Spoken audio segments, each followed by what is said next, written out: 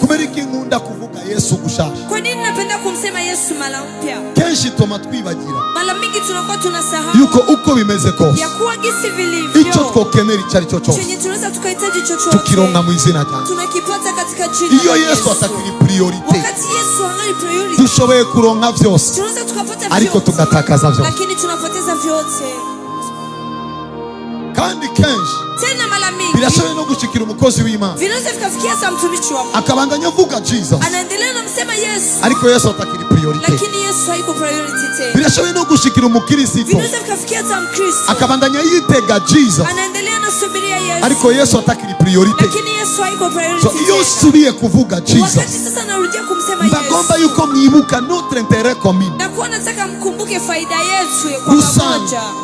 Kuko twese turi ngaha mu izina ryawe. Kwa sababu sote tuko hapa katika jina la Yesu. Jewe magaze ngaha mu izina ryawe. Mimi nasimama hapa kwa jina la Yesu. Ni cyane rero. Ni vema sasa. Yuko niryo terambere. Na kwamba na hayo maendeleo. Zoribemo mu izina ryawe. Yaishemo katika jina Ivyo la Yesu. vyiza. Hayo mazuri. Zoribemo mu izina ryawe. Yaishemo katika jina la Yesu.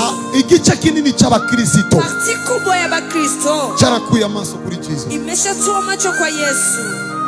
Biragoye gutahura. Ni vigumu kuelewa. Igice kinini cy'abakristo. Parti kubwa ya wakristo. Charakuye amaso kuri Jesus. Ilishatoa macho kwa Kristo. Suko batamwemera nk'umwami. Sio kwamba wamkubali kama mfalme. Ariko bari bagiye. Lakini yuko icyo bari bakeneye kuruta ibindi. Yakuwa cyo uko unahitaji kuliko vingine. Yari Yesu.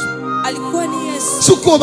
Suko batemera ko ariho. Sio kwamba hawakubali kwamba yupo. Ariko nuko bamaze kwibagira. Lakini kwa sababu wameshasahau. Yuko icyo bari baje kurondera gihambaye. Yakuwa chenye walikuwa wanakuja kutafuta ni Yesu. Shengero jiza bwoko bwiza bw'Imana. Kanisa lizuri, taifa lizuri. Harigiye gukira bicika priority. Kuna wakati kupona vinafanyika priority. Birumvikana. Vinasikilizika. Kuko umubiri urababaye. Kwa sababu mwili unaumia. Urumva neza kukeneye gukira. Unasikia vizuri unahitaji kupona. Ariko nagasamazo gakomeye. Lakini ni kuzuba vikubwa. Iyo wibagiye Jesus. Wakati umemsahau Yesu. Kukuza gukira mu izina ry'uwo Yesu. Sababu utapona katika jina la Yesu. Alors que Jésus n'est plus ta priorité. Tu es déjà en danger. Icyo shetani agutinyira si kubera kuza gukira, kuko no mu bitaro barakira. Icyo shetani agutinyira si kubera kuza kurongogwa, no mu buyenzi bararongogwa. Ariko atinya yuko urongogwa cyangwa urongora mu izina rya Yesu. Atinya yuko ukira mu izina rya Yesu. Icyo mwese atinya suko ufata indege n'amamurire yo n'abahomosexuel mu ndege. So icyo shetani atinya nigihe wo voyage mu izina rya Yesu.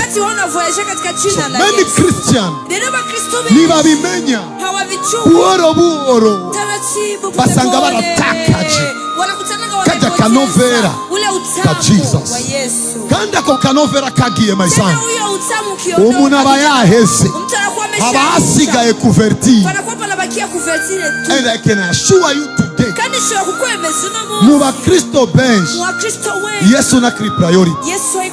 No mu masengero menshi buhoro buhoro Yesu nakiri priority. Aguma kuri pancarte. Twara gukorera ishenge tuzokuvuga ariko ntutwinjirire. Nicyo gituma barogana, nicyo gituma bicana, nicyo gituma amashengero barasana. Yesu yoba priority. Nta numwe yo kwica mugenzi we. Yesu yoba priority. Nta numwe yo rasa mugenzi we. Yesu yoba priority. Nta numwe yo kwanga mugenzi we. Yesu yoba priority. Upon appel ni atum. Nta numwe yo bivamo. Ariko buhoro buhoro Jesus nagifisi kibanza indani. Remember, Yesu ahuye na Petero. Petero intumwa aramubaza, urankunda? Which kind of a question? Kuko Yesu yarabizi kugira ngo mbe priority nigihe ngiri ukunzwe, nigihe ngiri ukunzwe. Now the same question kwa Yvette, kwa Colombe, kwa Salomon, kwa Janine, kwa Kevin, the same question. Urankunda? Jesus yabajije Petero kuko yarabizi uyu Petero niyatakaza kunkunda singiri priority, kuko love ni indicateur igaragaza icyo washize imbere. Inaonekanisha chenye uliweka mbele. Come on. Muri Bible nibavuga ko amafaranga ari mabi. Hawasemi kama pesa ni mbaya. No. Hapana. Bavuga ngo urukundo rw'amafaranga. Wanasema upendo kwa pesa niwo muzi w'ikibi cyose. Ndio mzizi wa kibi cyose. Igihe urukundo rutakiri Jesus, wakati upendo kwa tena wamaze kwinjira mu bibi byose. Umeshaingia katika mabaya yote. So it's better. Biruni vyiza. Imbere yuko mvuga ivyiza agomba kore. Kabla kusema mazuri na nataka. Uzohora nibutse ugomba kore. Nitakuwa nakumbusha manataka kutenda. Kubera iki? Kwa nini? Buhoro buhoro. Pole pole. Abantu bamuheba batabizi. Watu wanamuhebaga vitu. Umviriza neza ndiko ndavuga. Sikiliza vizuri cyo nasema. Timotheo 3:10 ndibaza. Timotheo kwanza 6:10. Urukundo rw'amafaranga. Upendo wa pesa. Amafaranga. Sio pesa. Urukundo rw'ikindi kintu kitari Jesus. Upendo wa kingine kitu ambacho sio. Niwo muzi w'ikibi cyose. Ndio mzizi wa kibi. Iyo mu mukobwa hatangiye kuba urukundo rwa mariage. Anaanza kuwa upendo wa mariage. Hatangiye kugenda vyaheze. Anaanza kwenda hapo taratibu imeisha. Arakeneye mariage. Anahitaji mariage. Ariko umukunzi ni umwe.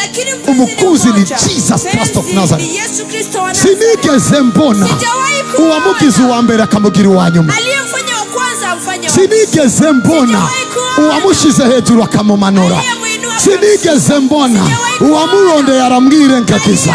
Sinigeze mbona uwamuhungiye ko ngo amaramara.